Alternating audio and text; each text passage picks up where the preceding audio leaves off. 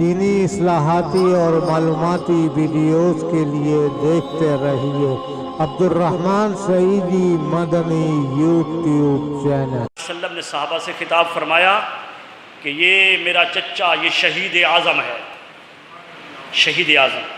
حضور کا فرمان سر آنکھوں پر۔ حضرت امیر حمزہ بھی شہید اعظم ہے، شہید اعظم ہے امیر حمزہ، لیکن میرا وجدان کہتا ہے کہ حضرت امام حسین بھی شہید اعظم ہے۔ حضرت امام حسین امام الشہداء ہیں، جس کو نبی کریم صلی اللہ علیہ وآلہ وسلم نے جنتی جوانوں کا سردار بنا دیا۔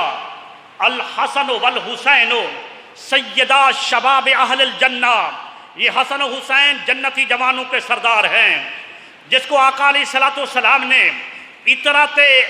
اطرات رسول کا جن کو امام بنا دیا، اہل بیت کا جنہیں امام بنا دیا، کرب و بلا کے قافلے کا جنہیں امام بنا دیا، ان کو اگر امام الشہداء کہیں تو اس میں کوئی غلط بات نہیں ہے، وہ ضرور امام الشہداء ہیں، امام الشہداء ہیں۔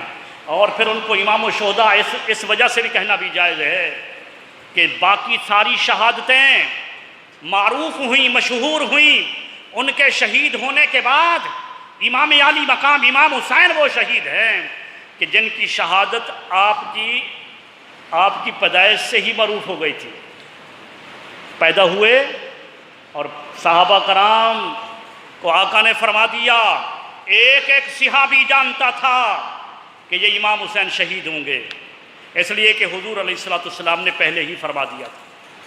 تو لہٰذا امام بہقی نے دلائل النبوہ کے اندر ایک روایت بیان کی ہے، مشکات المصابیح جو عربی کے اندر کتاب ہے، اس کے بالکل آخری صفحات پر جہاں مناقب اہل بیت ہیں وہاں پر یہ حدیث موجود ہے۔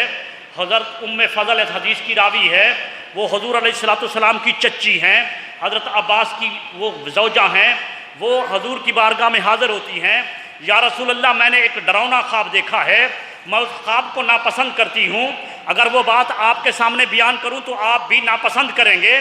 میرے آقا نے فرمایا تو نے کیا دیکھا ہے؟ وہ عرض گزار ہوئی کہ میں نے دیکھا ہے کہ آپ کے جسم اطہر کا ٹکڑا میری گود کے اندر ہے۔ میرے آقا نے فرمایا ام فضل یہ تو مبارک خواب ہے، یہ کوئی ڈراؤنا خواب نہیں ہے، یہ تو مبارک خواب ہے، اچھا خواب ہے۔ فرمایا اس خواب کی تعبیر یہ ہے، میری بیٹی فاطمہ تو زہرا کے ہاں بیٹا پیدا ہوگا جو تمہاری گود میں آئے گا، جس کی پرورش تم کرو گی۔ حضرت ام فضل سے یہ فرما دیا۔ پھر وہ وقت آیا کہ امام حسین پیدا ہوئے۔ امام حسین کا نام حضرت علی نے حرب رکھا، وہ 4 شوال اور پھر 4 ہجری وہ حضرت امام حسین کی شہادت، حضرت امام حسین کی ولادت ہوئی۔ حضرت علی نے نام حرب رکھ دیا، حرب کا معنی ہوتا ہے جنگجو۔ میرے آقا کو پتہ چلا، فرمایا علی نام کیا رکھا؟ عرض کی یا رسول اللہ حرب رکھا ہے۔ فرمایا نہیں، اس کا نام تو حسین ہے، حسین نام رکھ دیا۔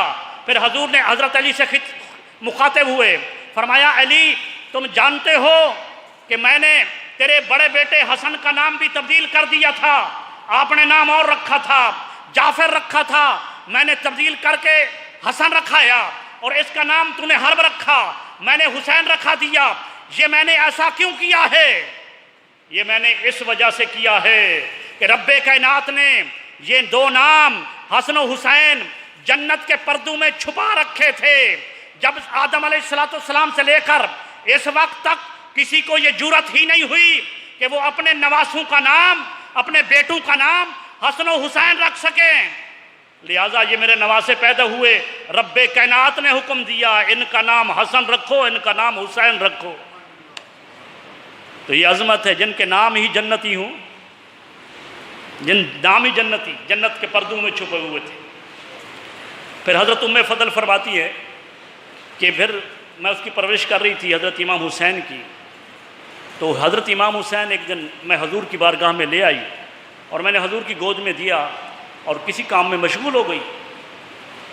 تھوڑی دیر کے بعد میں نے حضور علیہ الصلوۃ والسلام کی طرف دیکھا تو آپ صلی اللہ علیہ وسلم کی آنکھوں سے آنسو جاری تھے، رو رہے تھے آپ۔ میں نے عرض کی یا رسول اللہ یہ کیا، آپ کا نواسا، آپ کا بیٹا آپ کی گود میں اور آپ رو رہے ہیں؟